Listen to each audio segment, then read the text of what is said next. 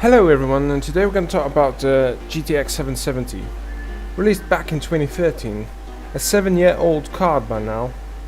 This card has 1536 CUDA cores, as well as a 1085 MHz boost clock, and both 2GB and 4GB versions. Today I'm testing the 2GB variant with some new releases as well as releases over the last few years, mainly the last 2 years to be exact. The system I'm testing it on is the Intel Core i7-2600K, overclocked to 4.2 GHz.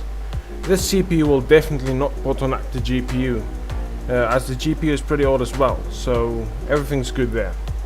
For resolution, I've got a 900p monitor or a 1440 by 900 res monitor, so most games will run at that resolution, but note, a few games support 1080p downscaling to fit my monitor. For that instance, I tested in 1080p resolution. Okay, so let's get into it. Unigine Heaven benchmark. It's running in DirectX 11 Ultra settings and de-aliasing at 8x. Tessellation is moderate at the resolution of 1440 by 900p. Now the average frame rate is 71 FPS. I can say this is pretty good, but considering the 0.1% lows, you'll be getting a lot of frame drops in this benchmark. But I noticed that the frame rates will drop when the camera position switches, which is occurring a lot in this benchmark, so we'll need to see what happens in actual gameplay.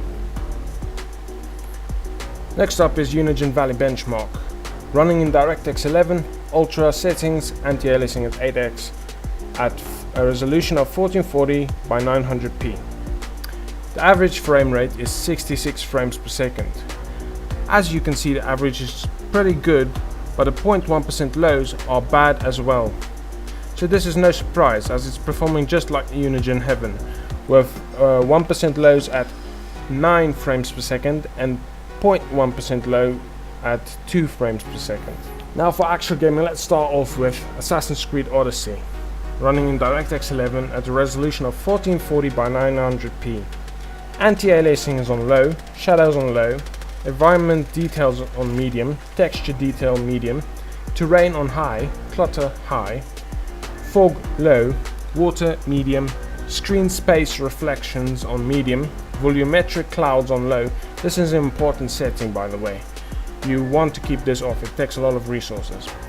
And character texture detail at medium, character at medium, ambient occlusion medium, depth of field off. I usually don't use it, so keep it off, and the resolution scale at 100%. Now the average frame rate in Assassin's Creed Odyssey is 44 frames per second at these settings, and 1% lows are 27.7 frames per second and 0.1% lows at 21.6 frames per second. Now this game doesn't run bad. You'll have a little bit of stutters, but it's acceptable considering this card is 7 years old.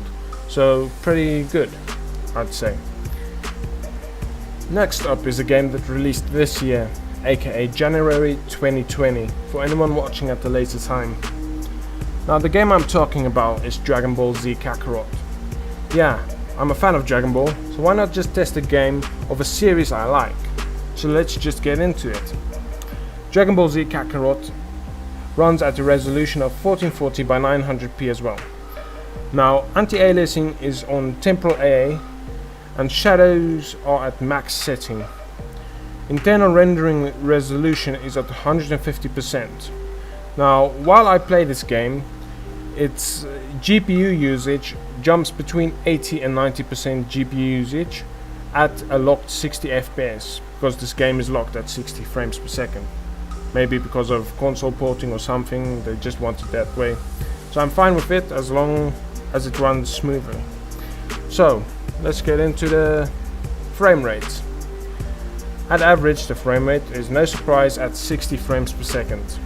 The minimum frame rates are 32, maximum frame rates at 61 frames per second, 1% lows at 44, and 0.1% lows at 2.1 frames per second.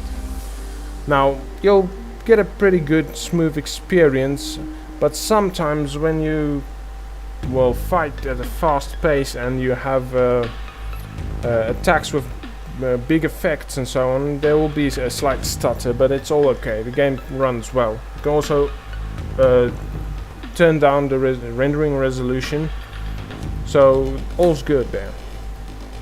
Next up is 2019 release, Need for Speed Heat.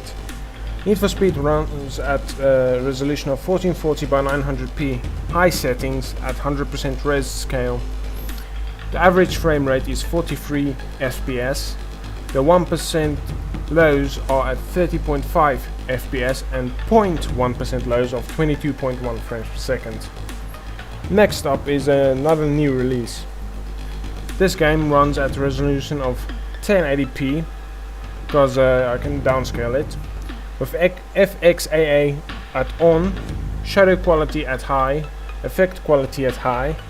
Now the average frames per second of One Punch Man is 60 frames per second, it's locked, and 1% low frame rates at 54 and 0.1% lows at 48 frames per second. So yeah, it pretty much plays One Punch Man very easily. This is a lightweight title, by no surprise, it runs good. Now with the crisis around the world, aka human malware or Voldemort, I'd like you to go check out Folding at Home. Share your computer power and fight the virus.